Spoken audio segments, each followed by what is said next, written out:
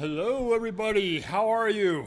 I'm Craig, and this is the Spirit of Vinyl. How you guys doing today? How was your week? Hope everything's going well. And thank God it's Friday. That's all I gotta say. Let's crack this open. Oh, wow.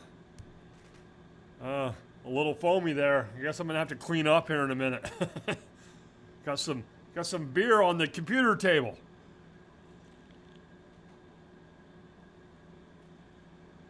Cheers. Still drinking this, whatever this was called. I don't know. This was a little different. This wasn't the same as last week. West 6 Brewing Company. Um, Pretty good. Not bad for, I mean, I like IPAs. So if you like that kind of strong taste, it's a pretty good beer. Not sure where it comes from.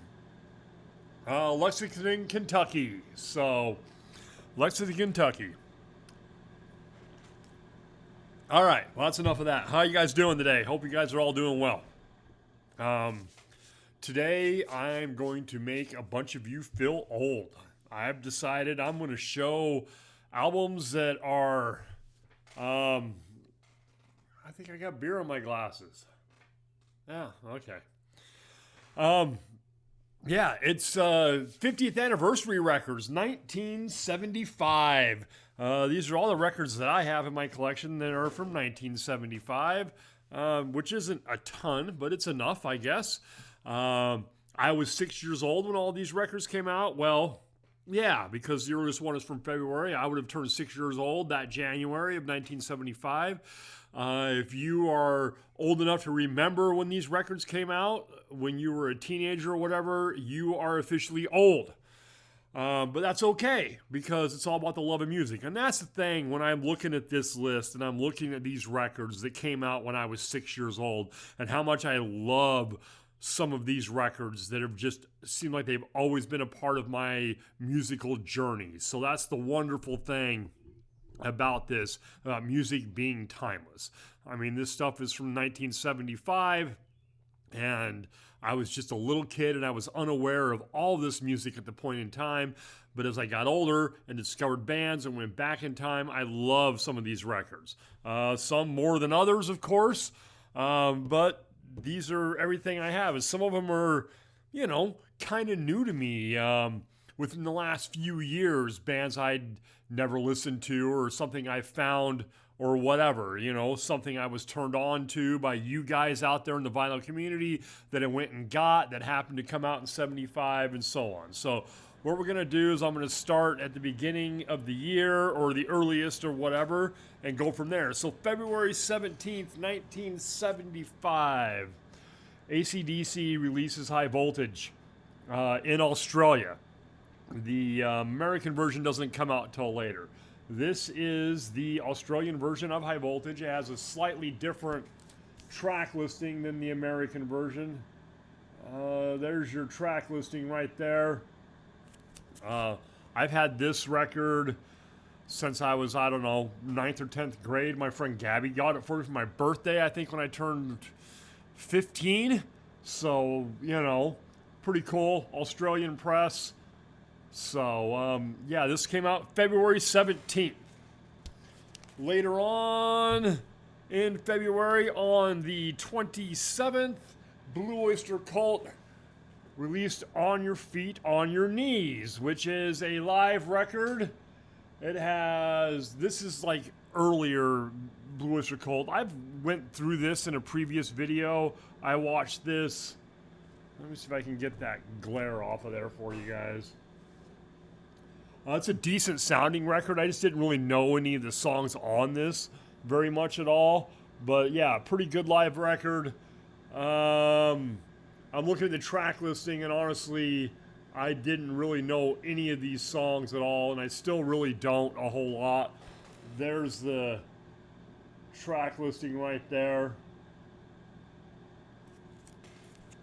This is pre Don't Fear the Reaper and stuff like that. So, pre all the radio hits that I knew from Blue Oyster Cult. So that was on February 27th of that year. Then, the very next day, on the 28th, which seems weird to me because now music all comes out on Fridays. And I remember back in the 80s, it was every Tuesday. you know, every Tuesday new music would come out, so they'd all have the same release dates. But apparently it was a little different then because this is from February 28th. Alice Cooper, Welcome to My Nightmare. Alice's debut album as a solo artist, as Alice Cooper, the solo artist, not Alice Cooper Band. And this is a really good record, and I haven't had this one very long. I probably picked this up, I don't know, 5 or 6 months ago maybe. I don't even know if it's been that long. So, listened to it a couple times. Pretty cool stuff. So, still had the inner sleeve. There's a nice picture of Alice right there. So yeah, this is cool. I like this. Never been a huge Alice Cooper fan, but this has got some cool songs on it. I like this record a lot. I recently picked up something earlier from the Alice Cooper Band that I really, really dug. I really dug that a lot more than his solo stuff. So then in March, on the 19th of March, the hottest band in the world released their third album, Kiss Dressed to Kill. Iconic cover, great track listing, great songs. Probably best known for having Rock and Roll All Night on here. Is probably the biggest hit on there. Of course, this is before Kiss actually broke. But I love this record. I'm a huge Kiss fan, as you all well know, and I think Dressed to Kill is a great album. It's just got cool, upbeat, pop rock type songs. Just, I don't know if pop rock's the right word. That mid-70s rock and roll. And it's just, it's catchy and it's upbeat and it's just, kind of a higher tone to it, I guess, than their second record, where Hotter Than Hell was more of a dirtier, grungier type of sound. This gets a little more polished and so on. So, yeah, great record. Third album overall from the hottest band in the world. Okay, June 10th, Eagles released One of These Nights. Has One of These Nights on it. Take It to the Limit, Lion Eyes, Thrill's Gone, etc. I'm not sure in the discography what number this is. But, yeah. I don't know. I don't really. This is okay. I guess this is not one of my favorite Eagles records. I'm not a huge Eagles fan, honestly. But yeah, so this came out, and I'm assuming it sold 1 million copies, honestly. So, all right. Then June 26th of that year, Elf, Trying to Burn the Sun. This is Ronnie James Dio's band that he was the lead singer of before he was in Rainbow. And technically, when Rainbow starts, Richie Blackmore just kind of takes Elf and forms it in his Rainbow and, fires the guitar player. Richie Blackmore takes over. And I think 3 guys from Elf and 1 other person make up Rainbow. So they get that job because, Elf was actually opening for Deep Purple. So when Blackmore decided to go solo, he really dug Dio's voice and he picked it up. This is a pretty cool record. Japanese press. There's the song list on there. I don't know if Dio hadn't have moved on to Rainbow and Black Sabbath, we would have ever heard of this. Mostly, it kind of, it got a resurgence later. I don't know if this one says it. My other copy, I have another copy of this. I have an American copy, and it says featuring Ronnie James Dio. So, at least I think I had another copy. I may have gave that away to somebody, if I remember correctly. I'm trying to think. Jim, was that you? I don't know. But yeah, this is pretty cool, but this is not what you think of when you think of Dio, especially in the 80s and his hard rock sound. This is more of that mid-70s, a little, I don't know, I don't want to use the term psychedelic. It's not really psychedelic, but it's definitely mellower. of a sound. It's not quite as heavy. It's not, like what he was doing with Sabbath or Reed as a solo artist. But still a pretty solid record altogether. So, all right, June 26th, same day that album came out, the Tubes released their debut record. And this is something new to me too. I just got into the Tubes within, sometime within the last 6 or 8 months. That started when I bought a copy of the one with She's a Beauty on it, and loved that record and continued to buy their Tubes album until I finished the discography. This is their debut. Let me pull this out. There's a picture on the back with a woman in a tube.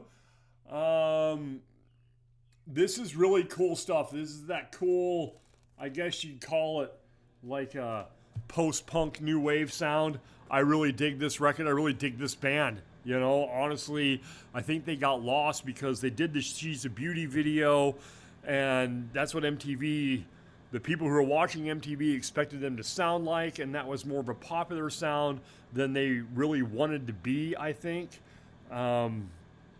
Although it was their biggest hit and they probably sold more records from the song She's a Beauty than anything else, this is a little bit different, and they're just very talented. They were a great band. And it's too bad, I think, their popularity jumped them up a little bit, and then people were expecting everything to kind of sound like that, and it really didn't. So, and then they kind of went away shortly thereafter. So, all right, July 28th, 75, Black Sabbath released Sabotage, which, if I don't get me wrong, I think it's their 6th album.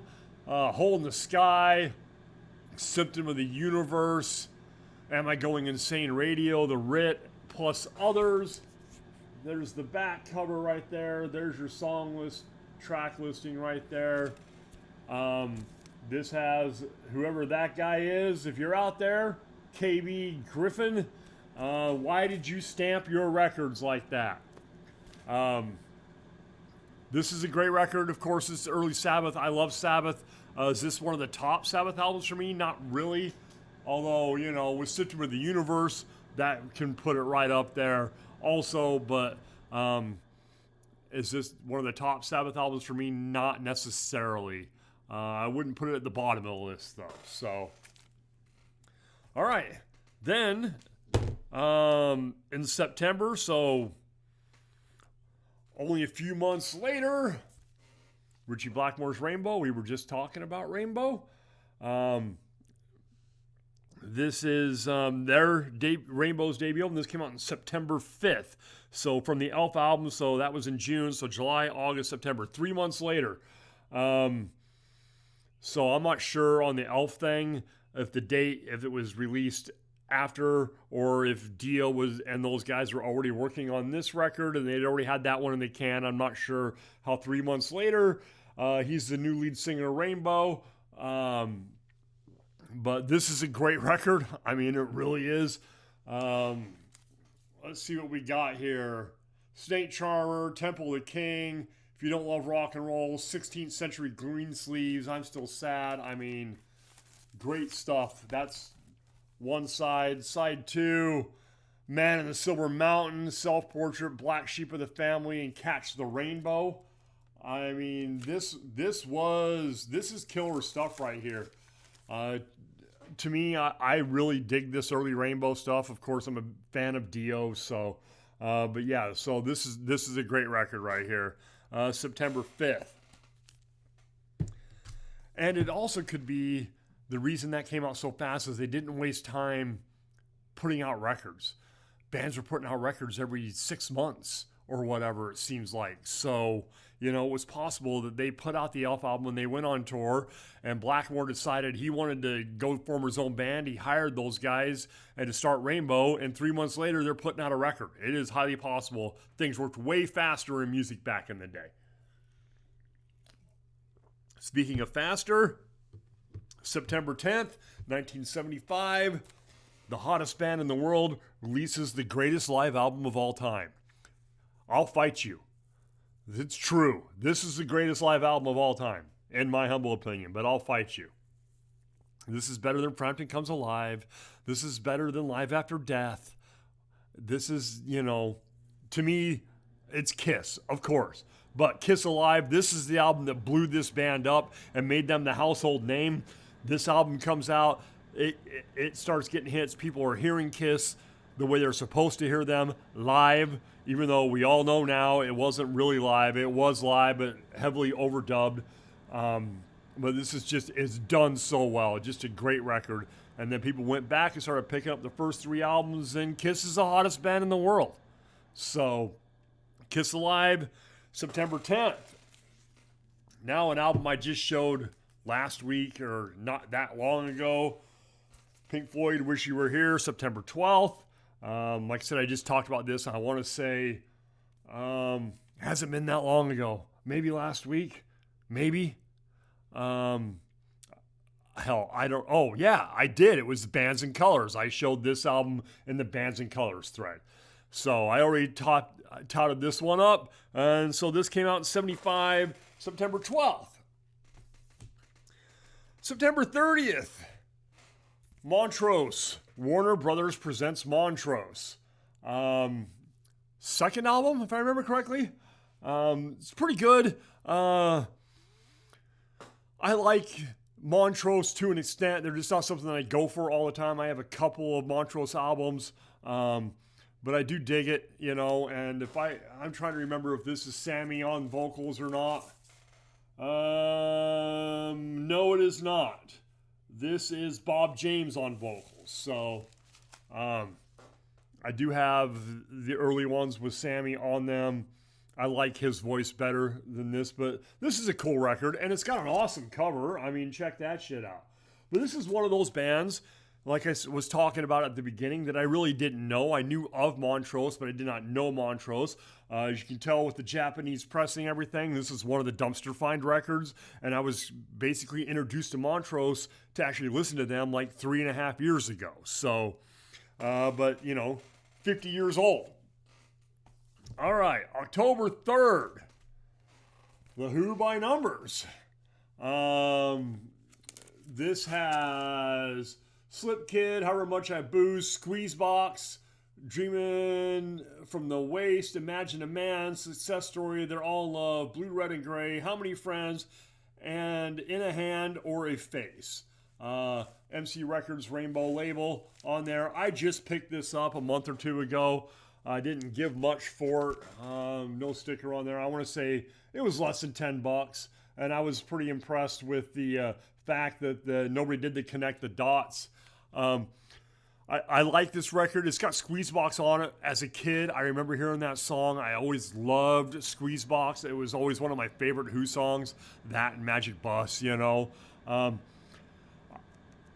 As a Who fan, I like The Who, and I think they're underrated, honestly. I don't think they get the respect they deserve. They get hidden by Led Zeppelin and stuff like that. I don't think they get, I don't think they're not talked about in the same vein as the bands of that era.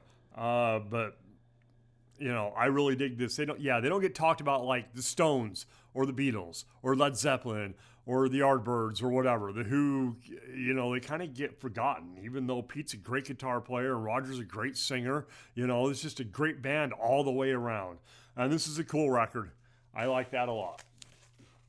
So, November 10th, 1975, this is somebody who I just found recently, a few months back.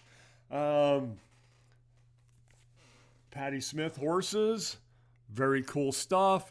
Of course, I was aware of Patti Smith and hearing her name around in the,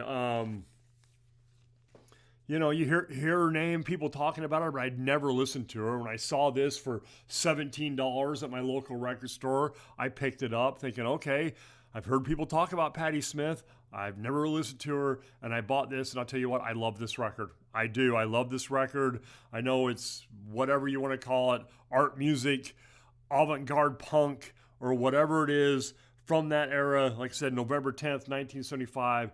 This is a great record. She was just a great songwriter, a great singer, just cool stuff. I really, really dig this.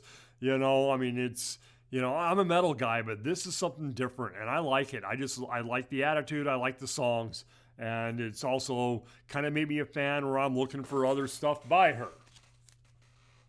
And then finally, November 17th of 1975, Tommy Bolin puts out Teaser. And this record, you can thank Steve. A is for Alice, B is for Bob. Hi, Steve. How are you? I bought this because Steve loves Tommy Bolin. And I had never heard this, and I had never listened to him. And I bought it based on Steve alone and Steve's love for Tommy Bolin.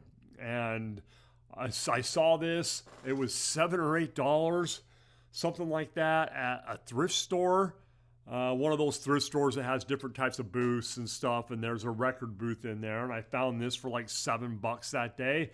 And I really dig this record. Man, his voice is good and his guitar playing is unbelievable. This is really, really good stuff. So thank you, Steve, for your session with Tommy Bolin. As soon as I saw it, I have to buy this record. If I don't, I have to buy it because of Steve. And if I don't, Steve might reach across the internet and smack me upside the head if I don't.